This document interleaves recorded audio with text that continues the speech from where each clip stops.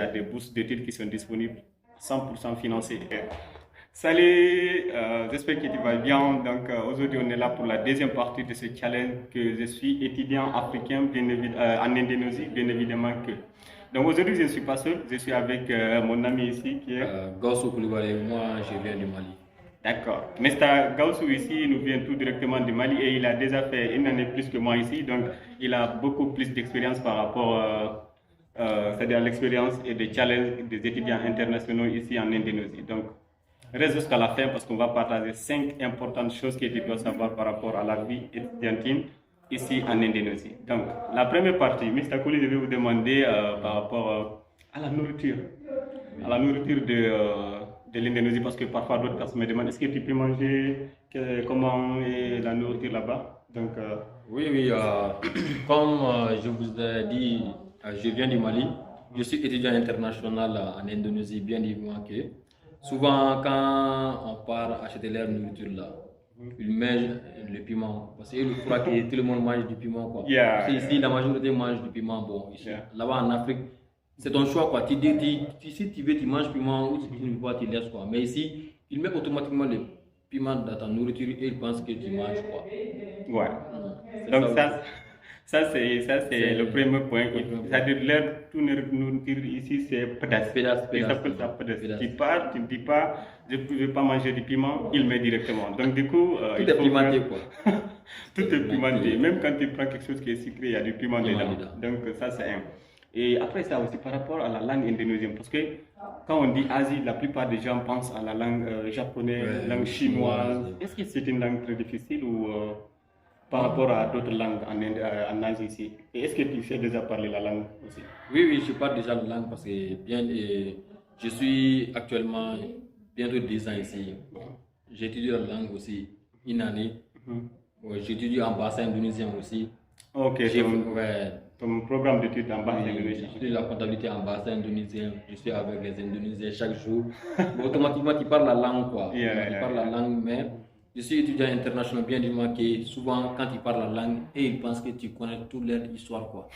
Parce que tu parles la langue, ils te demandent quelque chose, tu n'arrives pas à répondre, ils te disent, mais toi, tu connais la langue, non? C'est quand même bizarre, parce que moi, par exemple, qui parle le français, je ne connais pas toute l'histoire de la France. La France, c'est pas obligatoire. Oui, ils pensent que toi, si tu parles la langue seulement, tu dois connaître tu connais automatiquement leur histoire, tout de leur pays, quoi. Alors que c'est pas ça. La langue, c'est une chose que tu apprends, une amie. Bon, bien sûr que tu vas parler avec eux, quoi. Mais c'est pas automatiquement dire que tu connais toute leur histoire.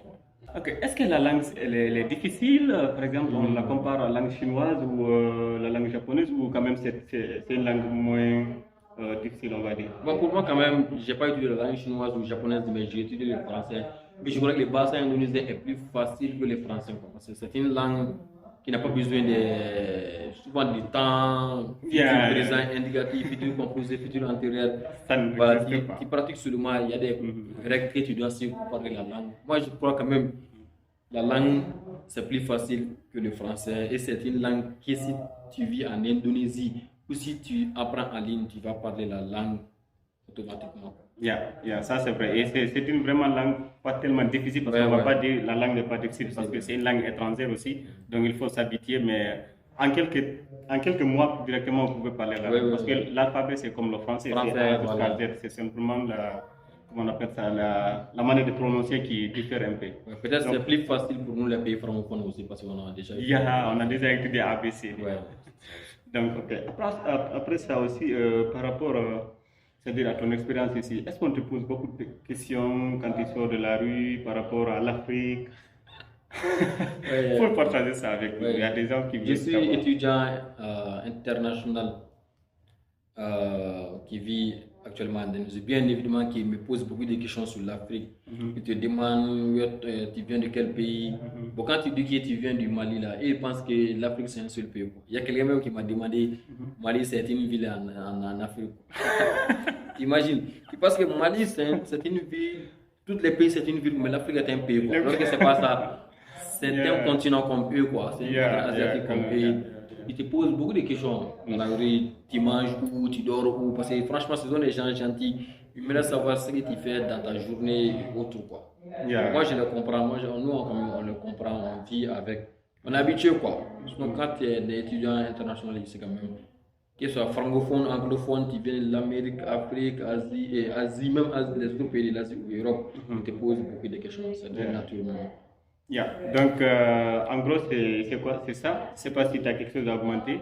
Et s'il n'y a pas, on va arrêter cette petite vidéo ici. Et s'il y a des questions qui vous tracassent la tête, on va dire comme ça, par rapport à l'Indonésie, à la vie étudiantine ici, donc vous pouvez laisser un commentaire et comme ça, nous allons essayer de revenir par rapport à cette question. Parce que nous voulons vraiment aider beaucoup de personnes à avoir des informations par rapport à c'est-à-dire aux étudiants africains ici en Indonésie, par exemple, si tu veux venir ou pas, ou par exemple, si tu veux faire venir comme tourisme ou en tout cas, toute autre chose. Nous sommes là déjà, on n'a pas duré tellement, mais quand même, on sait déjà beaucoup de choses parce qu'on étudie et on se rencontre avec beaucoup de personnes venant de différentes parties de l'Indonésie ici, donc c'est assez de choses par rapport à ça. Et t'informe aussi que déjà, il y a des bourses d'études qui sont disponibles 100% financées en Indonésie ici. Si tu es intéressé, tu peux aussi laisser un commentaire et je te partagerai le lien. Thank you so much and see you in the next video, right? Okay, merci. Yeah, bye bye.